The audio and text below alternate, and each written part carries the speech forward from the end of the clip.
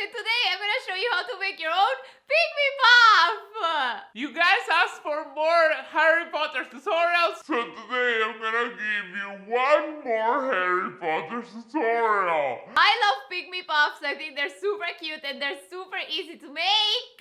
So let's start. So first I got one of these pom-pom pens from the dollar store. And I separated the pom-pom from the pen.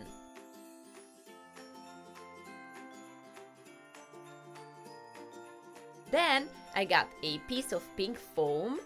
I drew the face of the Pygmy puff and I made it have big eyes and ears and a small nose and mouth.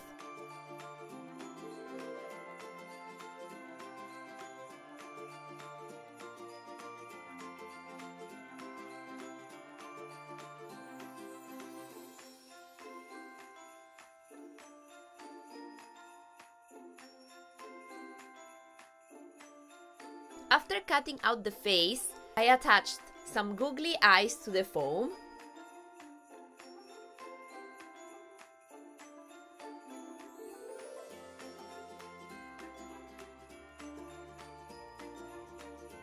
And I drew the nose with a black pen. Lastly, I glued the face to the pom-pom and the Pygmy puff was complete.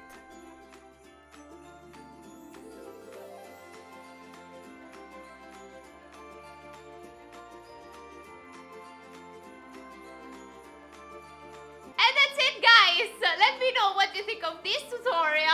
You can put your Pygmy puff on your shoulder. You can put it on your head. You can put it on your Christmas tree, because right now I'm using it on my Christmas tree. But they're super cute. You can make it in any color you want. Show me your Pygmy puffs.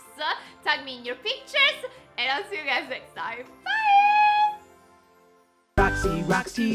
Roxyrockstv, you are watching Roxyrockstv, watching Roxyrockstv.